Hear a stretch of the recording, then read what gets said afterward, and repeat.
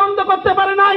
আমরা আর কোন গণতান্ত্রিক দলকে ক্ষমতা দেখতে চাই না, যারা ইসলাম কায়েম করার জন্য স্বপ্ন দেখে, যারা পারবে এরকম যোগ্য নেতৃত্ব আমরা আগামীতে দেখতে চাই।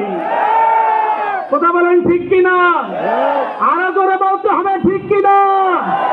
আমরা কোন গণতান্ত্রিক দলকে ক্ষমতা দেখতে চাই না, যারা আল্লাহর কোরআন দিয়ে এবার ক্ষমতায় রাষ্ট্র পরিচালনা করবে।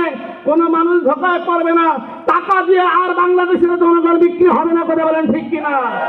কোন চোরকে, কোন লম্পটকে, কোন খুনিকে, কোন অপদার্থকে আমরা ক্ষমতা কার্যন বিনিময়ে আর কোন মেম্বার বলেন, চেয়ারম্যান বলেন, মেয়র বলেন, এমপি বলেন, মন্ত্রী বলেন, ক্ষমতায় আমরা দেখতে চাই না। আমাদের সোনার বাংলাদেশ কোরআন দিয়ে আগামীতে চলবে। কথা বলেন ঠিক কিনা? এই জন্য আমাদেরকে অবশ্যই অবশ্যই কোরআনের সৈনিক হতে হবে। কথা বলেন ঠিক কিনা? নির্বাচনের আগে যদি কোনো নেতা টাকার বান্ডিল এলে আপনার সামনে দেয়, আপনারা পা থেকে জুতা খুলে জুতা পিটা করবেন। কথা বলেন ঠিক কিনা? হোক সে আমার ভাতিজা, হোক সে আমার চাচা, হোক সে আমার মামা, হোক সে আমার বড় ভাই, আর কোন চোরকে, কোন লম্পটকে, কোন বাটপারকে আমরা কোন কাউন্সিলর তো দূরের কথা, সাধারণ কোন নেতাও বানাবো না। কথা বলেন ঠিক কিনা? আপনাদেরকে ছোট্ট একটা কথা বলে আমি আমার মূল কথা শুরু করি। আপনাদের এলাকায়, যেহেতু আমি জানি না, আমি এখানকার ভোটারও না, আপনাদের এলাকায় কাউন্সিলর প্রার্থী, চেয়ারম্যান প্রার্থী, মেয়র প্রার্থী নির্বাচন তো আপনারা দেখছেন না? দেখছেন কি না? টাকা দিয়ে ওই সময় নির্বাচনের আগে আগে হাদিয়া দেয় কি আপনাদেরকে? কথা বলেন। নমিনেশন পাওয়ার জন্য কোটি কোটি টাকা তারা খরচ করে। কিসের জন্য? দোষ আপনাদের। কার দোষ? দোষ আপনাদেরকে। কারণ আপনারা টাকা দিয়ে ভোট দেন বলেই ওরকম চোর বাটপাররা সুযোগ পায়। যারা ঠিক বলতেছে না ওরাই এই কাজগুলো করে। আরেকবার জোরে বলতে হবে ঠিক কিনা?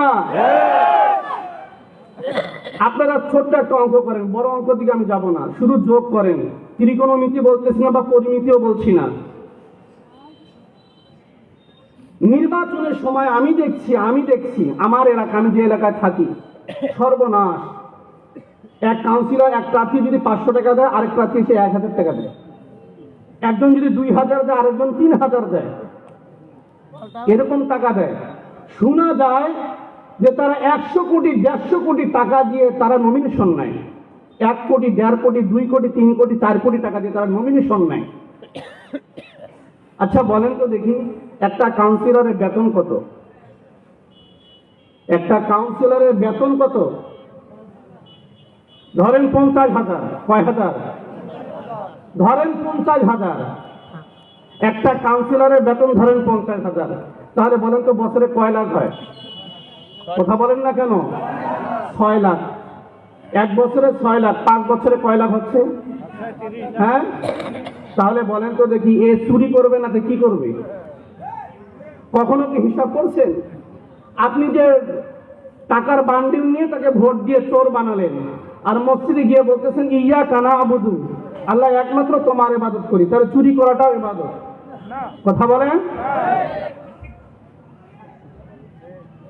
আপনি টাকার বিনিময়ে একজন চোরকে, একজন বাটপারকে ভোট দিয়ে তাকে কাউন্সিলর বানালেন, চেয়ারম্যান বানালেন, মেয়র বানালেন, এমপি বানালেন, মন্ত্রী বানালেন, আর চায়ের দোকানে, ওই দোকানে, সেই দোকানে বসে বসে তাদেরকে অভিশাপ দিচ্ছেন, শালারা সবাই চোর।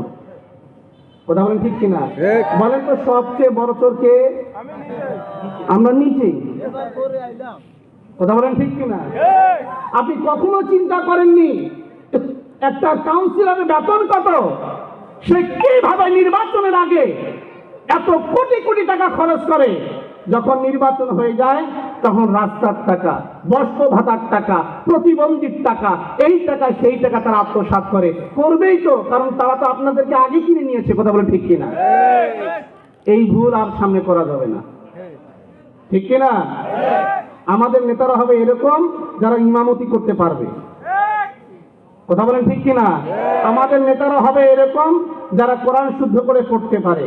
আমাদের নেতারা হবে এরকম যারা রোজাদার। আমাদের নেতারা হবে হাজি। কোন চোর বাটপার যারা নামাজ পড়া জানে না, নামাজ পড়তে জানে না, মসজিদে আসে না, ওয়াজ মাহফিলে আসে না, রোজা রাখে না, এইরকম অযোগ্য অথর্বদেরকে আমরা ক্ষমতায় আর আগামীতে দেখতে চাই। রাজি আছেন ইনশাআল্লাহ? আলহামদুলিল্লাহ। আমি যে আয়াতে কারিমা তেলাওয়াত করেছি, এখন এই আয়াতের উপর আমি সংক্ষিপ্ত কিছু কথা বলি। খারাপ লাগতেছে আপনাদের? খারাপ লাগতেছে? আল্লাহ পাক রব্বুল আলামিন বলছেন, বিসমিল্লাহির রহমানির রহিম, ইন্নামা ইয়া'মুরু মাসাজিদাল্লাহ। প্রত্যেকটা মহল্লায় মহল্লায় মসজিদ আছে। এই মসজিদগুলো তৈরি করা হয়েছে আল্লাহর ইবাদতের জন্য। কথা ঠিক কিনা? মসজিদগুলো তৈরি করা হয়েছে কিসের জন্য? আল্লাহ পাকের ইবাদতের জন্য। শুধু নামাজ পড়াটাই আল্লাহ পাকের ইবাদত নয়, শুধু রোজা রাখাটাই আল্লাহ পাকের ইবাদত নয়। মসজিদে বসে বসে তাসবিহ পড়ব, মসজিদে বসে বসে কোরআন তেলাওয়াত করব, জিকির আজকার করব, শুধু এই জন্য নয়। কারণ এটা এমন একটা জায়গা, এই জায়গা থেকে সমাজ পরিচালিত হবে। কথা বলেন ঠিক কিনা? এই জায়গা থেকে কি পরিচালিত হবে? মসজিদ পরিচালিত, সমাজ পরিচালিত হবে। কোন ক্লাব থেকে সমাজ পরিচালিত হতে পারে না। কথা বলেন ঠিক কিনা? কোন ক্লাব ঘর থেকে সমাজ পরিচালিত হতে পারে না। কিন্তু মসজিদের ইমাম সমাজের কি কোনো বিচার আচার করতে পারে? সমাজের বিচার আচার যা আছে সব এলাকার মাতব্বররা করে। কথা ঠিক কিনা? মাতব্বররা করে। এই মসজিদের সভাপতি, সেক্রেটারি, মসজিদের রক্ষণাবেক্ষক কে হবে? আল্লাহ পাক রব্বুল আলামিন কোরআনুল কারীমের মধ্যে বলে দিয়েছে। এই জন্য আমি মনে করি আমাদের মসজিদটা যদি শুদ্ধ হয় তাহলে আমাদের সমাজ শুদ্ধ হবে। কথা বলেন ঠিক কিনা? এই এলাকার মধ্যে যদি কাউন্সিলর ঠিক হয়, এই এলাকার যদি মেম্বার ঠিক থাকে, বলেন তো দেখি সমাজটা ঠিক হবে কি হবে না? সমাজ ঠিক হবে। আমরা অনেক ওয়াজ করি, রমজান মাসে রাস্তাঘাটের দোকানে কোনো খাওয়া দাবার বিক্রি করা যাবে না, দোকান চলতেছে। গান বাজনা চলবে না, চলতেছে। যাত্রা চলবে না, চলতেছে।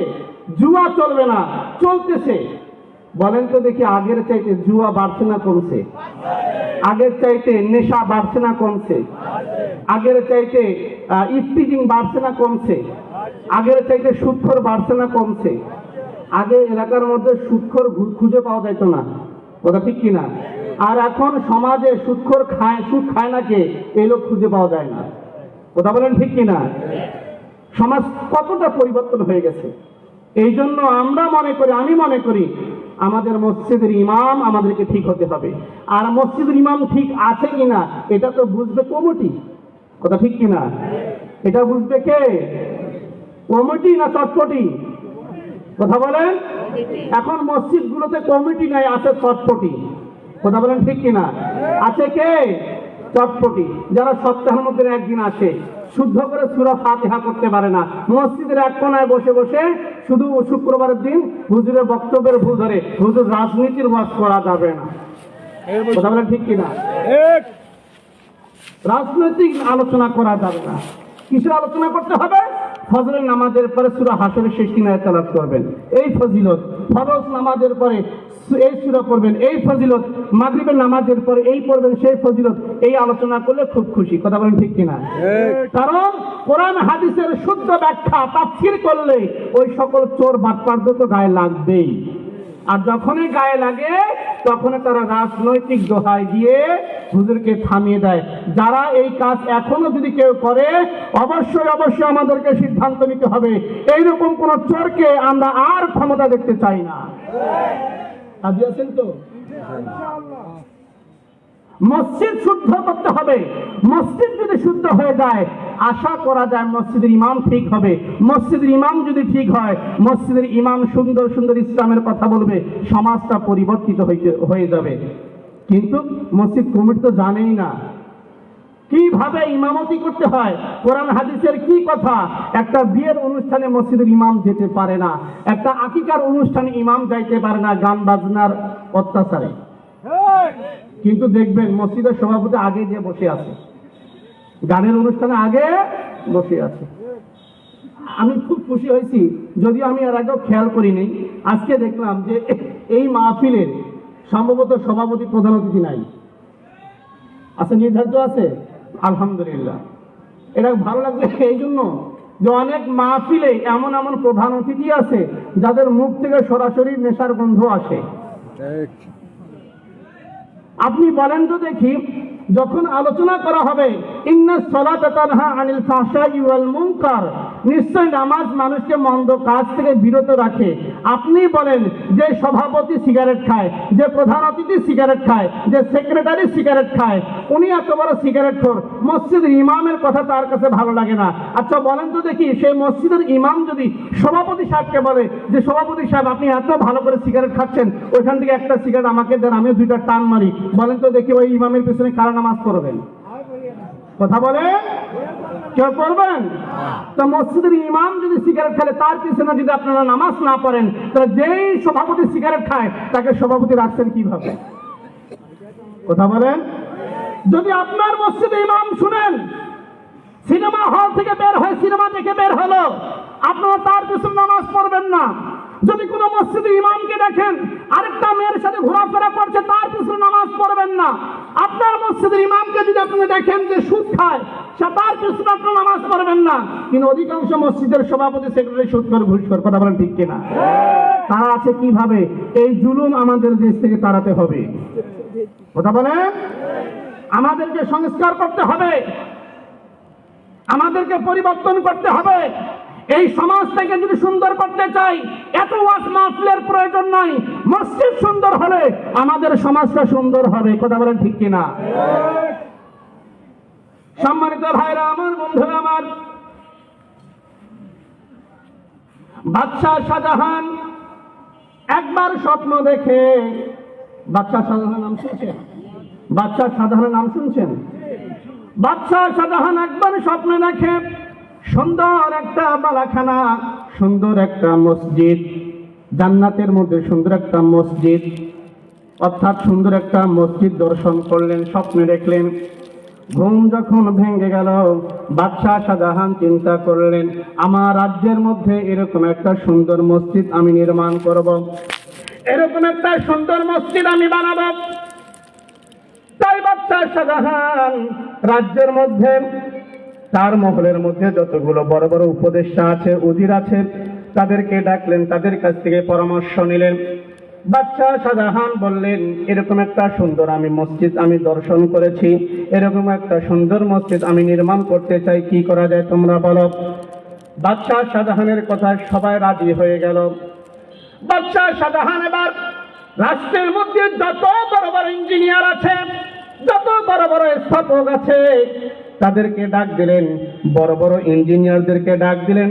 তাদেরকে বললেন আমি স্বপ্নের মধ্যে এরকম একটা সুন্দর মসজিদ দর্শন করেছি, আমার খুব আশা, আমার খুব ইচ্ছা এরকম একটা মসজিদ আমি নির্মাণ করব, তোমরা আমাকে সহযোগিতা করো।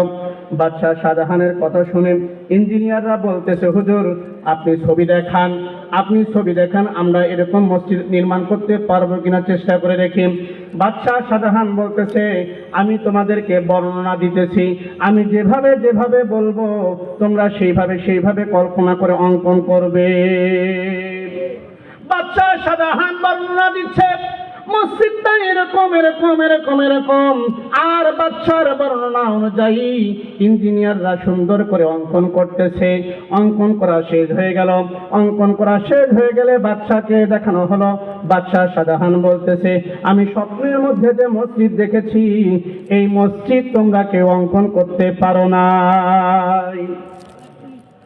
ইঞ্জিনিয়াররা পরামর্শ দিল হুজুর আমাদের রাজ্যের মধ্যে, এই রাষ্ট্রের মধ্যে একজন আল্লাহওয়ালা আছে, দরবেশ আছে, আপনি তার কাছ থেকে পরামর্শ নিতে পারেন, তার কাছ থেকে বিষয়টা জানতে পারেন।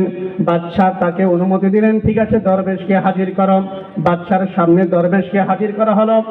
দরবেশকে বলতেছে, দরবেশ সাহেব, আমি এরকম এরকম একটা মসজিদ দেখেছি, দয়া করে মসজিদের অঙ্কন তুমি করে দাও। বাদশার বর্ণনা শুনে সেই দরবেশ বলতেছে, হুজুর আপনি আমাকে ডেকেছেন দরবেশ বলে, আমি বড় দরবেশ এটা ভেবে আপনি আমাকে ডেকেছেন, কিন্তু আপনার রাজ্যে তো আমি বড় দরবেশ না, আপনার রাজ দরবারে আমি বড় দরবেশ না, তাহলে কি? তখন ওই দরবেশ বলতেছে, হুজুর আমার চাইতো বড় দরবেশ আপনার রাজ দরবারে আছে, বলেন সুবহানাল্লাহ। ইতিহাস কি শুনতেছেন আপনারা? শুনতেছেন? আমি হয়তোবা পুরোপুরি আয়াতের ব্যাখ্যা করতে পারবো না, সময় যেহেতু অল্প, এই জন্য সার মর্মটা বলছি। বাদশাহ অবাক হয়ে গেলেন, তোমার চাইতো বড় দরবেশ আমার রাজ দরবারে আছে, আমি জানি না কে? তখন ওই দরবেশ বলতেছে, হুজুর যে আপনার রান্না করে রাঁধুনি, সেই রাঁধুনি আমার চাইতো অনেক বড় দরবেশ। সুবহানাল্লাহ বলেন। আমাদের চির দুশ্মন দেশ ভারত, ঠিক কিনা? ভারতের একজন প্রখ্যাত লেখক গোলাম মুস্তফা মুর্তজা চেপে রাখা ইতিহাস, ইতিহাসের ইতিহাস, মুসলমানদের ইতিহাস, এই ইতিহাসগুলো তারা বারবার ব্যান করে দিয়েছে, চেপে রেখেছে, দিতে চায় না। আমরা জানতে পারি না আমাদের বীর পুরুষরা কারা ছিল, আমাদের ঐতিহ্য কি ছিল, আমাদের বীরত্ব কি ছিল, আমাদের পূর্বপুরুষরা কেমন ছিল। এটা ইহুদি খ্রিস্টানরা যেমন চায় নাই, ভারতরা তেমন চায় না। কথা বলেন ঠিক কিনা? সেই দেশের একজন প্রখ্যাত আলেমে দ্বীন, আপনারা পড়বেন চেপে রাখা ইতিহাস, সুন্দর করে ব্যাখ্যা সহ তথ্য সহ উনি বর্ণনা করছেন। এটা আমার কোনো বানানো কোনো গল্প নয়, অসংখ্য কিতাব থেকে, হিন্দুদের কিতাব বই থেকে, খ্রিস্টানদের ইতিহাসের বই থেকে, মুসলমানদের ইতিহাসের বই থেকে, নাস্তিকদের ইতিহাসের বই থেকে তথ্য সংগ্রহ করে উনি এই বইটা ঘটনাটা বর্ণনা করছেন। বলেন তো দেখি, বাদশাকে বলল সবচাইতে বড় দরবেশকে? রাঁধুনিকে? রাঁধুনি যে ওনার রান্না বান্না করে, রাজ দরবারে যে রান্না বান্না করে, বাদশার জন্য পরিবারের জন্য যে রান্না করে, সে রাঁধুনি হচ্ছে এই দরবেশের চাইতে বড় দরবেশ। সুবহানাল্লাহ।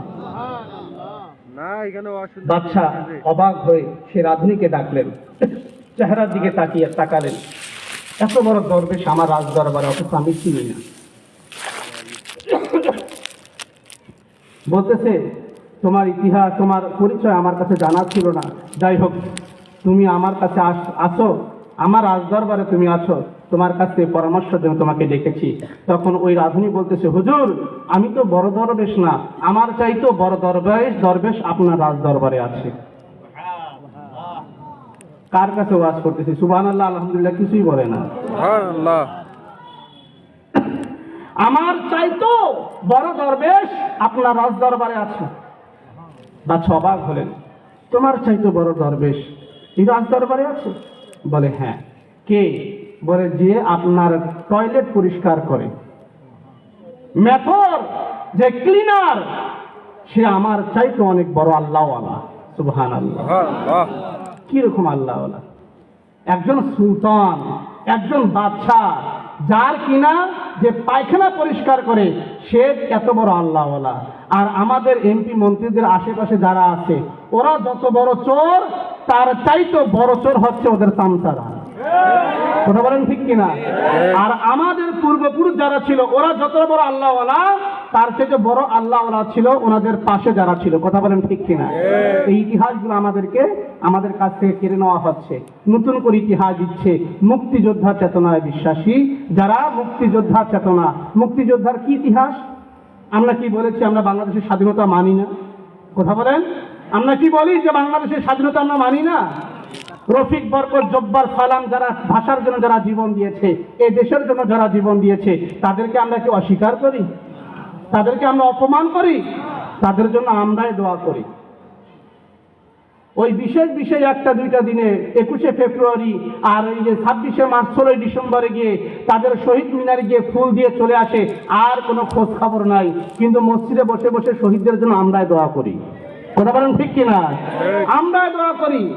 যেই শহীদ মিনারকে তারা এত সম্মান করে, ফুল দিয়ে শ্রদ্ধা নিবেদন করে, অথচ 21শে ফেব্রুয়ারি পার হয়ে গেলে ভ্যালেন্টাইন্স ডে যে দিনটা হয় ভালোবাসা দিবসে বা অন্য অন্য দিবসে, অন্য অন্য দিনে ওই শহীদ মিনারে গিয়ে দেখেন ওই তথাকথিত বুদ্ধিজীবীরাই তারাই পায়ে স্যান্ডেল পরে নারী পুরুষ একাকার হয়ে সেখানে বসে বসে বাদাম খাচ্ছে আর প্রেম করতেছে। কথা বলেন ঠিক কিনা? ওরাই। অথচ 21শে ফেব্রুয়ারি আসে দেখবেন ওরা ওদের পায়ে জুতা থাকে না, স্যান্ডেল থাকে না। এগুলো ভালোবাসা, এগুলো শ্রদ্ধা। বাদশাহ শাহজাহান কিন্নারকে ডাক দিলেন, তুমি আমার দরবার, রাজ দরবারে আছো, অথচ তুমি এত আল্লাহ, এত বড় আল্লাহওয়ালা, তোমাকে আমি চিনতে পারি নাই, তোমাকে আমি এখনো বুঝতে পারি নাই। যাই হোক, বৃত্তান্ত বলে খুলে বললেন। তখন ওই ক্লিনার বলতেছে, হুজুর আপনার বর্ণনা আমি শুনছি, কিন্তু আপনি যাদেরকে ডাকছেন, যাদেরকে ডেকেছেন পরামর্শের জন্য, এরা তো কেউ এই ছবি অঙ্কন করতে পারবে না, এই মসজিদ কেউ নির্মাণ করতে পারবে না। আপনি যদি অনুমতি দেন তাহলে আপনার রাজদরবারে আপনার সামনে আমি একজন ব্যক্তিকে হাজির করতে পারি। বলে হ্যাঁ, বলে নিয়ে আসো। তখন তিনি কোথার থেকে একজন দরবেশকে নিয়ে আসলেন, বুজুর্গকে নিয়ে আসলেন। বুজুর্গকে নিয়ে আসার পরে বললেন যে হুজুর, আমি শুনেছি ঘটনা, আপনি যাদেরকে ডাকছেন এরা কখনো এই ছবি অঙ্কন করতে পারবে না, দেখেন তো দেখি। উনি একটা অঙ্কন করে দেখালেন। হুজুর দেখেন তো স্বপ্নে এই ছবি দেখছেন কিনা? তখন বাদশাহ বলতেছে, হ্যাঁ আমি স্বপ্নেতে এই ছবি দেখছি। স্বপ্নে বাদশাহ শাহজাহান যে মসজিদ দর্শন করেছেন, দেখেছেন, ওই মসজিদটাই উনি কি করেছেন? অঙ্কন করে দেখাইছেন। চিন্তা করে দেখেন কত বড় আল্লাহওয়ালা। তখন বাদশার হাতে দেওয়ার পরে বলতেছে, হুজুর আপনি যে এই মসজিদ নির্মাণ করবেন, স্থাপন করবেন, তবে খবরদার, এই মসজিদের যে ভিত্তি স্থাপন করবে, যিনি সর্বপ্রথম যিনি ভিত স্থাপন করবে, ইট দিবে বা বালু দিবে বা পাথর দিবে, এই লোকটাকে এমন হতে হবে যিনি কোনোদিন নামাজ কাজা করে নাই, যিনি কোনোদিন কি করে নাই? নামাজ কাজা করে নাই। এমন একজন ব্যক্তি যার জীবনে নামাজ কাজা নাই, যার জীবনে নামাজ কাজা নাই, এরকম একজন নামাজি ব্যক্তিকে দিয়ে সর্বপ্রথম ভিত্তি স্থাপন করতে হবে, এটা আমার অনুরোধ। বলে ঠিক আছে, যাই হোক, আগামীকাল ভিত্তি হবে। সবাইকে এলান করে দেওয়া হলো। রাজ্যের মধ্যে গণ্যমান্য ব্যক্তি সহ দেশের মধ্যে যত বড় বড় আলেম ছিল, মুফতি ছিল, মুহাদ্দিস ছিল, শাইখুল হাদিস ছিল, মুয়াজ্জিন ছিল, কোরআনের হাফেজ ছিল, হাজি ছিল, গাজী ছিল, সবাইকে ডাকা হয়েছে। সবাই সামনে দাঁড়িয়ে আছে।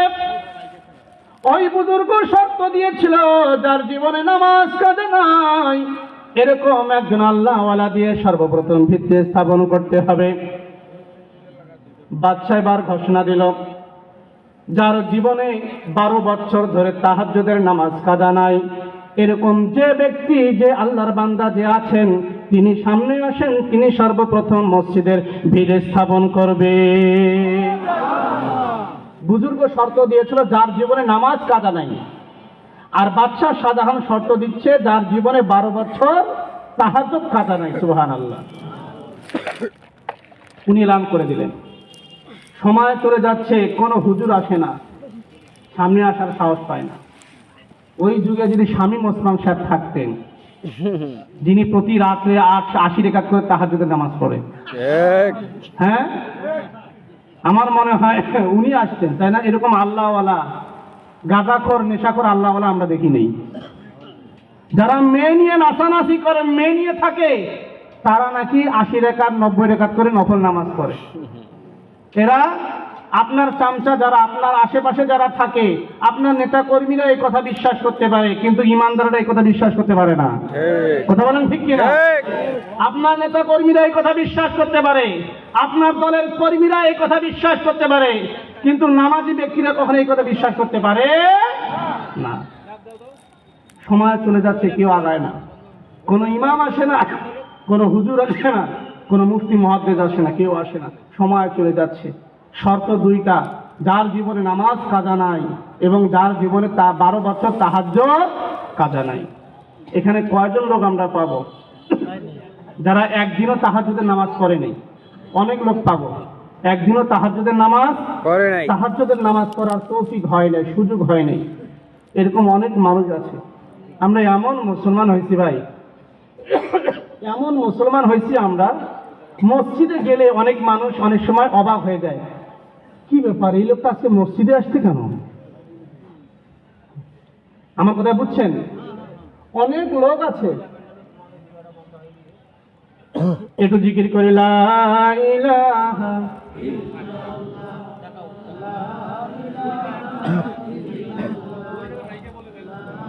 কি মহিলা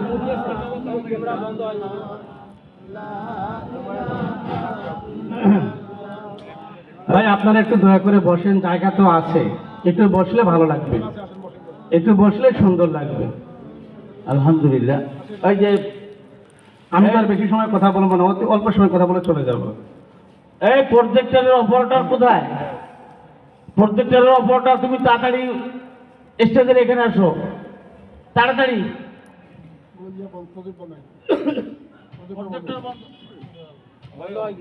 প্রজেক্টর বন্ধ হয়ে গেছে, তাড়াতাড়ি এসো।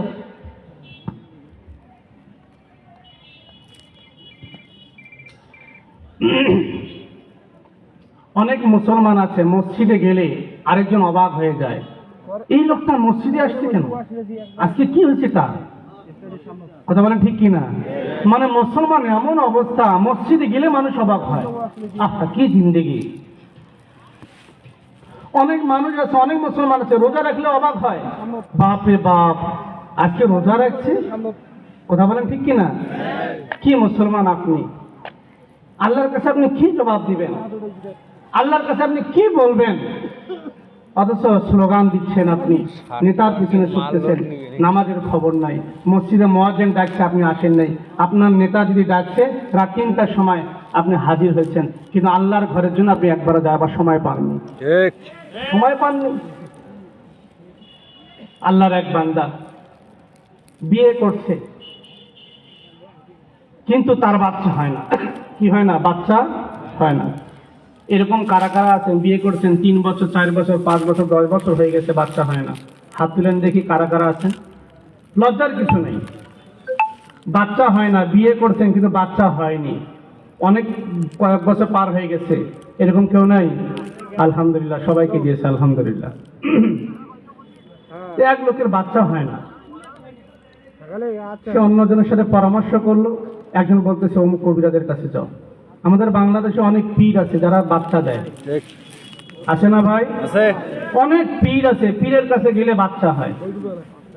এমন দোয়া শিখছে পীর, আপনার স্ত্রী বাচ্চা নিয়ে আসতেছে। বলেন তো দেখি এরা ভণ্ড না ভালো? কথা বলেন। বাংলাদেশে অনেক পীর আছে শরীয়ত মারিফতের দোহাই দিয়ে নামাজ পড়ে না। বাংলাদেশে অনেক পীর আছে মারিফতের দোহাই দিয়ে রোজা রাখে না।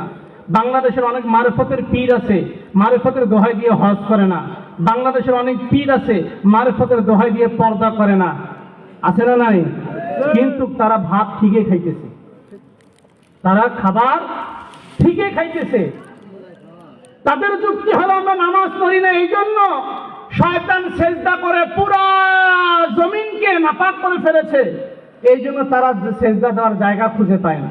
কিন্তু ওই জায়গায় তারা ঠিকই বাড়ি করতেছে। ওই জায়গা থেকে উৎপাদিত ফসল, গাছের থেকে আম কাঁঠাল হচ্ছে, চাউল ধান হইতেছে, গম হইতেছে, শাকসবজি হইতেছে, সেই নাপাক জমিনের খাবার ঠিকই তারা খাইতেছে। কথা বলেন ঠিক কিনা? যারা মারিফতের দোহাই দিয়ে এরকম ভণ্ডামি করে অতি তাড়াতাড়ি তাদের বিরুদ্ধে অ্যাকশন চলতেছে। কথা বলেন ঠিক কিনা? বাংলাদেশে যত হক্কানি পীর আছে তারা থাকবে, কিন্তু কোন ভণ্ড পীর বাংলা জমিন আর আস্তানা কাটতে পারবে না। যেই পীরের দরবারে গেলে সন্তান হয়, বাচ্চা হয়, বুঝতে হবে ১ নাম্বার ভণ্ড। এই যে ভণ্ড, কোনো সন্দেহ, সন্তান দিতে পারেন কে? আল্লাহ। তো কবিরাজের কাছে গেছে কিন্তু বাচ্চা হয় না। মসজিদের ইমাম সাহেবের কাছে গেছে, ইমাম সাহেবকে গিয়ে বলতেছে হুজুর অনেকদিন তো হয়ে গেল, বাচ্চা হয় না, কোথাও যেতে পারি না, কি করা যায়? তখন হুজুর চিন্তা করলেন, মনে হয় তার স্ত্রীর সমস্যা আছে, এর জন্য পরামর্শ দিল আপনি আরেকটা বিয়ে করেন। আরেকটা কি করেন? বিয়ে করেন। দ্বিতীয় বিয়ে করা জায়েজ আছে না নাই? কথা বলেন। এখন আমাদের দেশে আমাদের একটা অবস্থা হয়ে গেছে, যদি কোনো হুজুর দুইটা বিয়ে করে আমরা মনে করি লুচ্চা। কি মনে করি? লুচ্চা মনে করি। কিন্তু বিয়ে না করে যদি গোপনে গোপনে 4-5টা পরকীয়া করে তাতে কোনো সমস্যা নেই। কথা ঠিক কিনা? এই হলো অবস্থা। চরিত্র ঠিক রাখার জন্য দ্বিতীয় বিয়ে যদি করে সেটাও সমস্যা। চরিত্র নষ্ট হয়ে যাইতেছে এদিক সেদিক যে, কিন্তু এটা কোনো সমস্যা না। যাই হোক ভাই, দ্বিতীয় বিয়ে করছে, এইভাবে কয়েকটা বছর গেল কিন্তু বাচ্চা হয় না। বউ হয়েছে কয়টা? বউ হয়েছে দুইটা, বাচ্চা হয় না। হুজুরের কাছে আবার গেছে, গিয়ে বলতেছে হুজুর আপনি বললেন দ্বিতীয় বিয়ে করলে হয়তো হতে পারে, কিন্তু হুজুর বিয়ে করলাম বাচ্চা তো হচ্ছে না। হুজুর পরামর্শ দিল আরেকটা বিয়ে করো, আরেকটা বিয়ে করো। বিয়ে করলো একটা সন্তানের আশায়। কয়টা সন্তানের আশায়? একটা সন্তান পাওয়ার জন্য 3টা বিয়ে করলো। এইভাবে কয়েকটা বছর আবার যাওয়ার পরেও দেখে এই গর্ভে কোনো সন্তান হয় না। হুজুরের কাছে গেছে, গিয়ে বলতেছে হুজুর কই আপনার কথা মতো তো তিনটা বিয়ে করলাম, বাচ্চা তো হলো না। হুজুর কি করব বলেন? হুজুর বলেন লাস্ট চান্স, আরেকটা তোমার সুযোগ আছে, আরেকটা বিয়ে করো, আরেকটা বিয়ে করো। বিয়ে করলো কয়টা? কথা বলেন? 4টা। কয়টা সন্তানের আশায়? একটা সন্তানের আশায় 4টা বিয়ে করলো। এইভাবে কয়েকটা বছর যাওয়ার পর দেখে এই বউর গর্ভে কোনো সন্তান হচ্ছে না। আসলে আল্লাহ যদি না দেয় হাজারো চেষ্টা করলেও হবে না। কথা ঠিক কিনা? কিন্তু বাংলাদেশে অনেক বীর পুরুষ আছে, বিয়ে করা লাগে না, বিয়ের আগেও বাপা হয়ে যায়। আছে না? আছে না? তারা এখন বাংলাদেশের বড় বড় সেলিব্রিটি। আমাদের বাংলাদেশে এমনও লম্পট আছে, এমনও নর্তকী আছে যাদের স্বামী স্ত্রী, বৈধ স্বামী স্ত্রী না হয়েও সন্তানের বাবা হচ্ছে, মা হইতেছে। এরা নাকি আমাদের বাংলাদেশে বড় বড় সেলিব্রিটি। কথা বলেন ঠিক কিনা? অনেক মেয়ে আছে তাদেরকে দেখে নাকি ক্রাশ খায়, অনেক ছেলে আছে তাদেরকে দেখে নাকি ক্রাশ খায়। নাউজুবিল্লাহ, নাউজুবিল্লাহ। হুজুরকে গিয়ে বলতেছে হুজুর 4টা বিয়ে করলাম কিন্তু কোনো সন্তান হলো না, সন্তান হচ্ছে না। 4টা সন্তান, 4টা বউ থাকার পরে কোনো সন্তান হইতেছে না। হুজুর আমি কি করব? হুজুর বলতেছে ধৈর্য ধরো, ধৈর্য ধরো। হুজুরের কাছ থেকে বিদায় নিয়ে ফিরতেছে, প্রতিমধ্যে তার একজন বন্ধুর সাথে দেখা হয়ে গেল। বন্ধুর সাথে দেখা হলেন, বন্ধুকে জিজ্ঞেস করলো বন্ধু তুমি কই গেছিলাম? বলে হুজুরের কাছে গিয়েছি, এই বিষয়ে বৃত্তান্তের জন্য গিয়েছি, এখন কি করা যায়? ওই লোকটা বলতেছে ঠিক আছে বন্ধু, তোমার যেহেতু একটা সন্তানের ইচ্ছা, একটা পাওয়ার আশা, তাহলে তুমি এক কাজ করো, যেহেতু তোমার কপালে কোনো সন্তান নাই, আর 4টা বউ নিয়ে তুমি কিভাবে চলবা? তোমার 3টা বউকে তুমি তালাক দিয়ে দাও, একটা বউকে রাখো। বন্ধু পরামর্শ দিচ্ছে, খুব ভালো করে মনোযোগ দিয়ে শুনুন। বন্ধু পরামর্শ দিচ্ছে 3টা বউকে তুমি তালাক দিয়ে দাও, একটা বউকে তুমি রাখো। সে চিন্তা করতেছে কিভাবে আমি অন্য আমার বউকে কিভাবে তালাক দিব? মন ইচ্ছা, মন চাইবা তালাক দিয়ে দিলাম, এটা তো ইসলাম সমর্থন করে না, সাপোর্ট করে না। কি করব? সে চিন্তা করলো আমি একটা বিষয় প্রশ্ন করব আমার বউদেরকে, আমার যে স্ত্রী উত্তর দিতে পারবে, জবাব দিতে পারবে, সেই স্ত্রীকে রেখে বাকি 3টা স্ত্রীকে আমি তালাক দিয়ে দেব। বাড়িতে চলে আসলো, এসে তার স্ত্রী ডেকে বলতেছে তোমরা তো সবাই জানো, ভালো করে জানো, আমার একটা সন্তানের খুব শখ ছিল, কিন্তু তোমরা কেউ আমাকে সন্তান দিতে পারোনি। তাই আমি চিন্তা করেছি এত গরিব হালতে থাকার পরও 4টা বউকে পারা আমার জন্য সম্ভব নয়। আমি একটা প্রশ্ন তোমাদেরকে করব, তোমরা যে উত্তর দিতে পারবে, সঠিক উত্তর দিতে পারবে, তাকে আমি আমার বউ করে রাখবো, আর যারা উত্তর দিতে পারবে না তাকে আমাকে তালাক দিতে হবে। স্ত্রীরা বলতেছে ঠিক আছে প্রশ্ন করেন। প্রথম স্ত্রীকে ডাক দিলেন, সবার বড়, তাকে ডাক দিলেন, তাকে ডেকে বলতেছে তুমি বলো তো দেখি দিবারাত্রিতে ফরজ নামাজ কত রাকাত? দিবারাত্রিতে ফরজ নামাজ কত রাকাত? আপনাদেরকে যদি বলি, বলেন তো দেখি দিবারাত্রিতে ফরজ নামাজ কয় রাকাত? বলবে না পারে তো, ওনারা তো উত্তর পারে কিন্তু বলবে না। বড় বউ বলতেছে 17 রাকাত।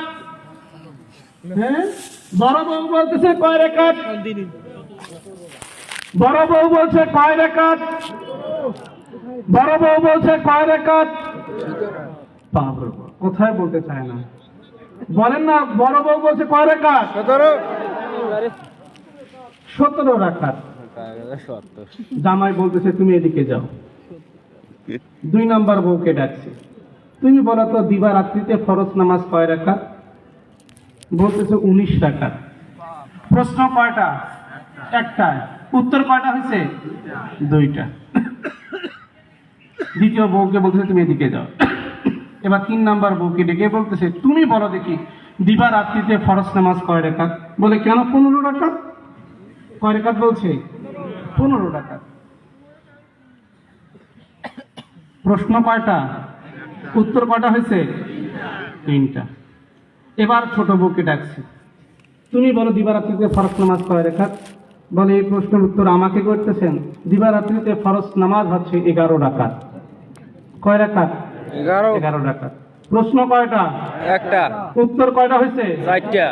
এবার আপনারা অনেকে হাসছেন, আপনাদেরকে জিজ্ঞাসা করি উত্তর হবে কয়টা? একটা। তাহলে দেখি এবার হাসে কে। প্রশ্ন কয়টা? 4টা। উত্তর হচ্ছে কয়টা? 4টা দিছে, কিন্তু উত্তর হবে কয়টা? একটা। দেখি তো আপনারা কেমন নামাজ পড়ে। তাহলে পরীক্ষা, এই গল্প আগে শুনবেন নাকি ওইটা আগে শুনবেন? কোনটা আগে শুনবেন? এটা আগে বলবো। এই লোক ঠিকই এখন নামাজ, এই লোক তো নিজে নামাজ পড়ে না। কার উত্তরটা সঠিক হচ্ছে এটা জানবে কিভাবে? এই জন্য ইমাম সাহেবের কাছে গেছে, হুজুর আমি তো মহা বিপদে পড়ছি, আপনার কথা শুনে 3 জনকে তালাক দিতে চেয়েছি, কিন্তু এরকম একটা মাসলা আমি প্রশ্ন করেছি, তারা 4 রকমের উত্তর দিছে। এখন আপনি দেখেন কার উত্তরটা সঠিক হয়েছে। যার উত্তর সঠিক হয়েছে আমি তাকে নিয়ে সংসার করব, বাকি 3টাকে আমি ছেড়ে দেব। কি প্রশ্ন? দিবারাত্রিতে ফরজ নামাজ কয় রাকাত? আবারও বলতেছি উত্তর কয়টা হবে? সবাইকে বলতে হবে। উত্তর কয়টা হবে? একটা।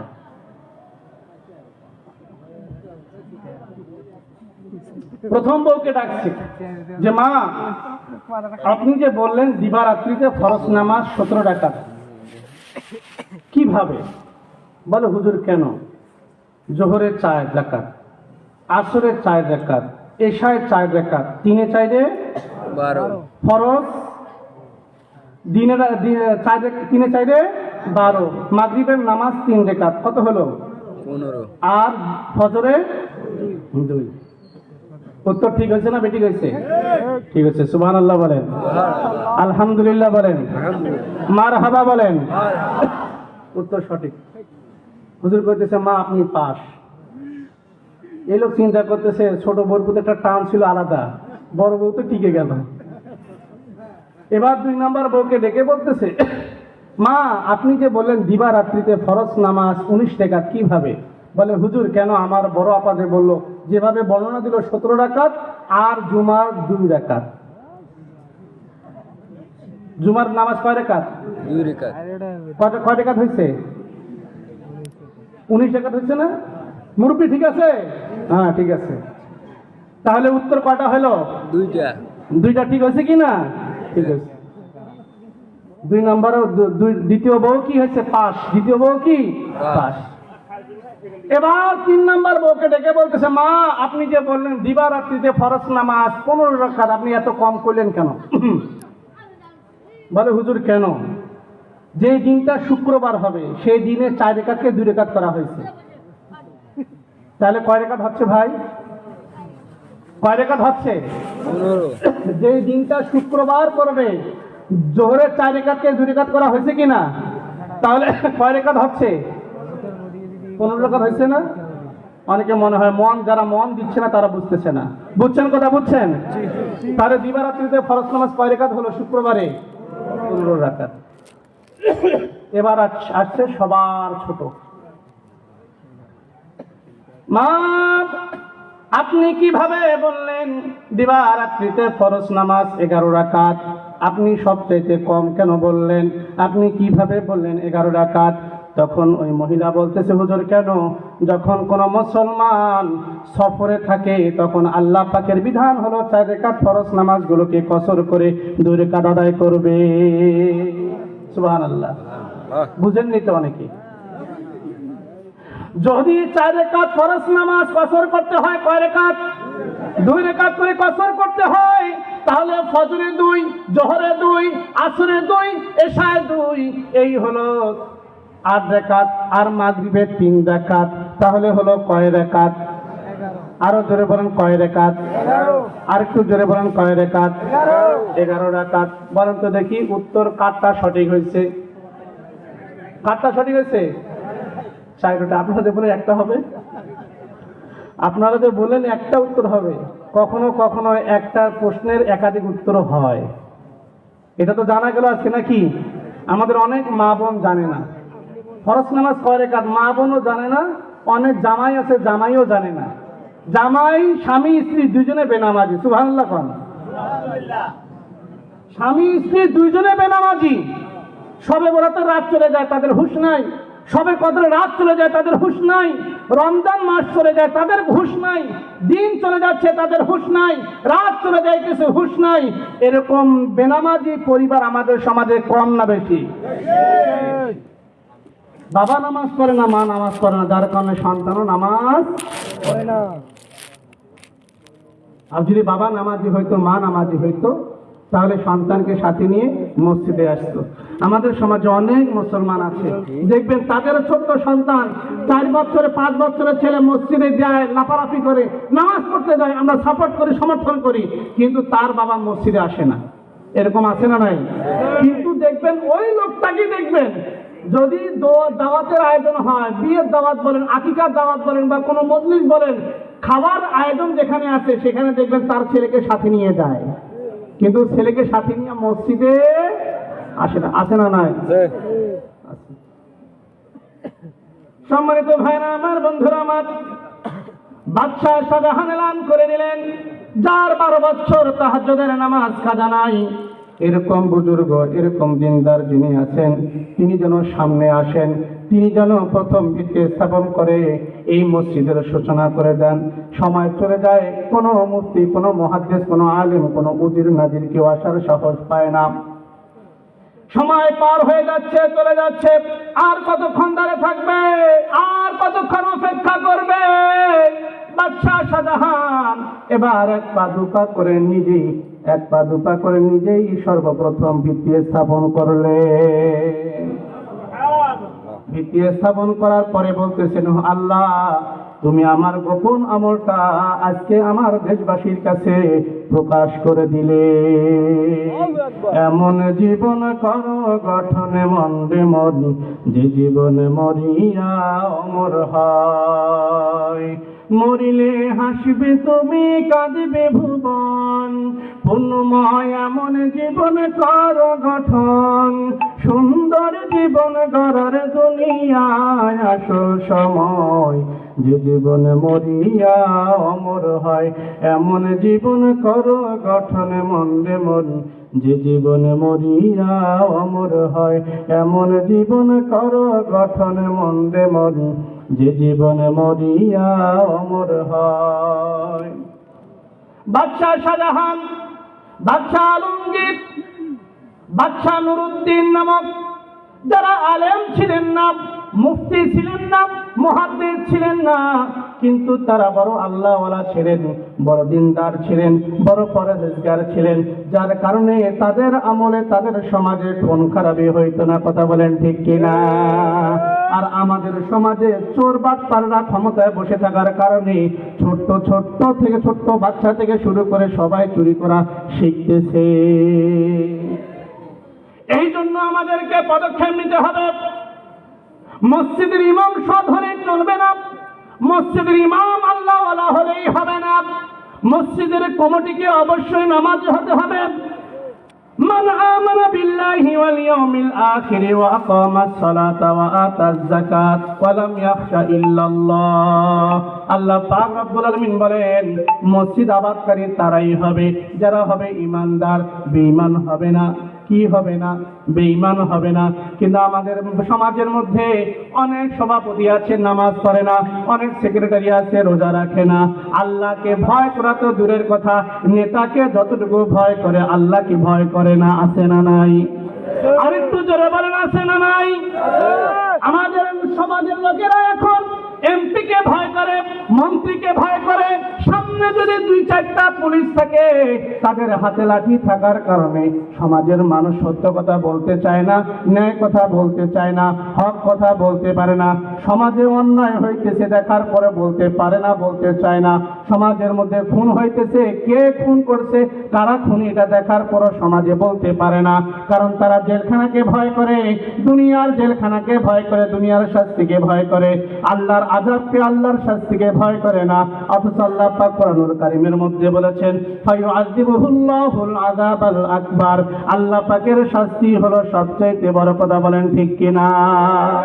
সমাজের মানুষ যখন নির্ভয়ে সত্য কথা বলতে পারবে, কারা চোর, কারা খুনি, কারা লম্পট, এটা যখন বলতে পারবে, এই পরিবেশ বাংলাদেশে যখন কায়েম হবে, তখন একজন ধনী ব্যক্তি তার ধন নিয়ে নিশ্চিন্তে থাকতে পারবে, একজন মা তার সন্তানকে নিশ্চিন্তে থাকতে পারবে, সুন্দরী মেয়েরা রাস্তাঘাটে চলাফেরা করতে পারবে। কেউ ইফটিজিং করা দূরের কথা, মেয়েদের দিকে বাঁকা চোখে তাকাতে গেলেও তাদের কলিজা কেঁপে উঠবে। কথা বলেন ঠিক কিনা? কিন্তু কি আজীব ব্যাপার, এখন শোনা যাচ্ছে, খবর পাওয়া যাচ্ছে, গণধর্ষণ হয়ে গেছে, দিবালোকে মেয়েকে ইফটিজিং করতেছে, ধর্ষণ করতেছে, বাবার সামনে মেয়েকে ধর্ষণ করছে, স্বামীর সামনে স্ত্রীকে ধর্ষণ করছে। আর আমরা মসজিদে বসে বসে জিকির আজগার করছি, তাসবিহ পড়ছি। এইভাবে আল্লাহর জমিনে কখনোই রহমত আসবে না। কথা বলেন ঠিক কিনা? যতদিন পর্যন্ত এই লম্পটগুলোকে আমাদের দেশ থেকে তাড়াতে না পারবো, ততদিন পর্যন্ত মসজিদে দোয়া শুরু করতে যাব, আল্লাহ রহমত আসবে না। কথা বলেন ঠিক কিনা? সম্মানিত ভাইরা আমার, বন্ধুরা আমার, তাহলে অবশ্যই অবশ্যই আমাদেরকে মসজিদে আবাদ করতে হবে, মসজিদ নির্মাণ করতে হবে। আর মসজিদের দায়িত্বে যারা থাকবে তাদেরকে অবশ্যই ইমানদার হতে হবে। কথা বলেন ঠিক কিনা? বাংলাদেশে এমনও মসজিদ আছে, মসজিদের সভাপতি হচ্ছে হিন্দু। আপনারা জানেন? হ্যাঁ, বাংলাদেশে এমনও মসজিদ আছে, বগুড়াতে আমি নিজে দেখেছি, মসজিদের সভাপতি হচ্ছে হিন্দু। নাউজুবিল্লাহ। কত যে আঘাত এসেছে, কত যে অপমান এসেছে ইসলামের উপরে।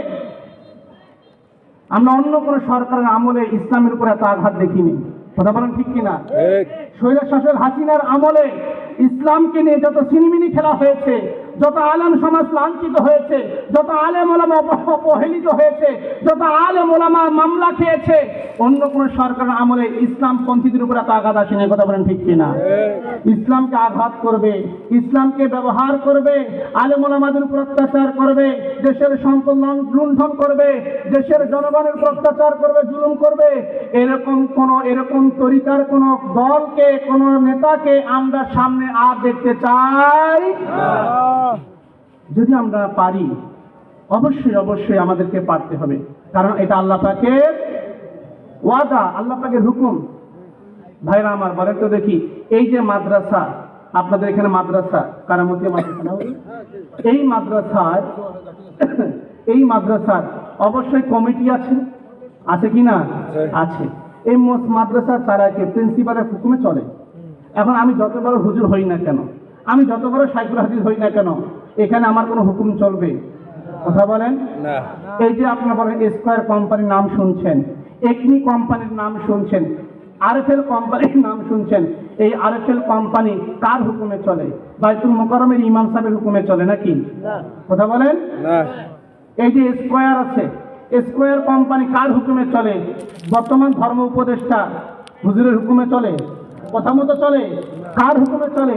ওই কোম্পানির মালিক যিনি, তার হুকুমে চলে। কথা বলেন ঠিক কিনা? তাহলে বলেন তো দেখি, আমাদেরকে বানাইছেন কে? কথা বলেন।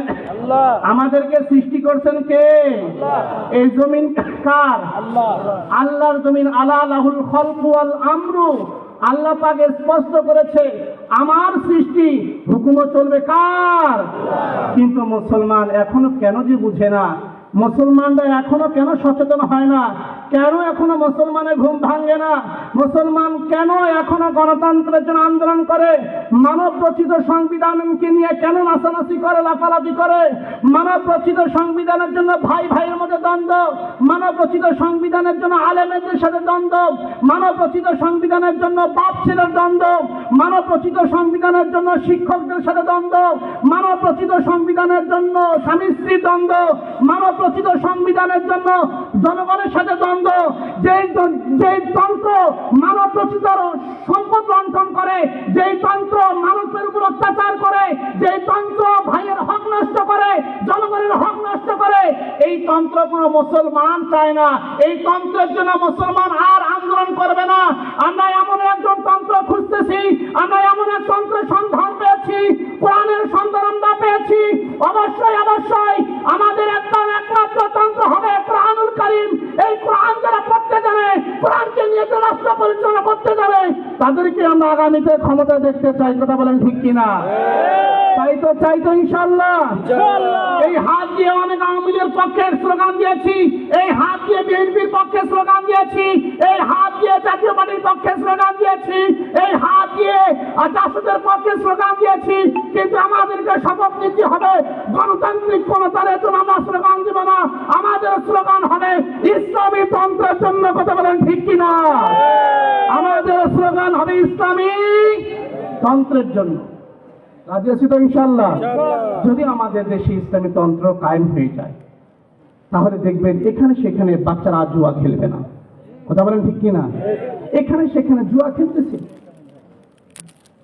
আপনি বলেন তো দেখি, জুয়ার আড্ডা, জুয়ার যেভাবে জুয়া করা শিখাইতেছে, যেভাবে জুয়া খেলতে হয়, এটার জন্য যেভাবে অ্যাড দিচ্ছে, অ্যাডভার্টাইজ করতেছে, আমরা ইসলামের হুকুমত কায়েমের জন্য ইসলামের দাওয়াত এরকম করে জোর করে আমরা দিতে পারি না। কথা বলেন ঠিক কিনা? এরকম করে আমরা দিতে পারি না। আমি জামালপুরে একটা মাহফিলে গিয়েছিলাম। জামালপুরে মাহফিলে গিয়ে দেখি ওইখানকার লোকজন বলতেছে, হুজুর এখানে কোরআন শিক্ষার গুরুত্বটা আপনি তুলে ধরবেন, কোরআন যাতে বাচ্চারা মাদ্রাসামুখী হয়, দিনমুখী হয়, এই বিষয়ে ওয়াজ করবেন। আরেকজন বলতেছে, না হুজুর এগুলো বলা যাবে না। কেন? বলতেছে পাশে একটা খ্রিস্টানদের স্কুল আছে। খ্রিস্টানদের কি আছে? স্কুল আছে। সেখানকার লোকজন, সেখানকার ম্যাডামেরা, স্যারেরা প্রতিটা বাড়িতে বাড়িতে গিয়ে বলতেছে, আপনার ছেলেকে আমাদের স্কুলে দেন। বলে না, আমরা তো নিয়ত করছি ছেলেকে মাদ্রাসায় পড়াবো। বলতেছে না না, মাদ্রাসায় দিলে কি হবে জানেন? মাদ্রাসায় দিলে আপনার ছেলে জঙ্গি হয়, মাদ্রাসা দিলে সন্ত্রাসী হয়, মাদ্রাসা দিলে উগ্রবাদী হয়, মাদ্রাসা দিলে রাষ্ট্রদ্রোহী হয়। বলেন নাউযুবিল্লাহ।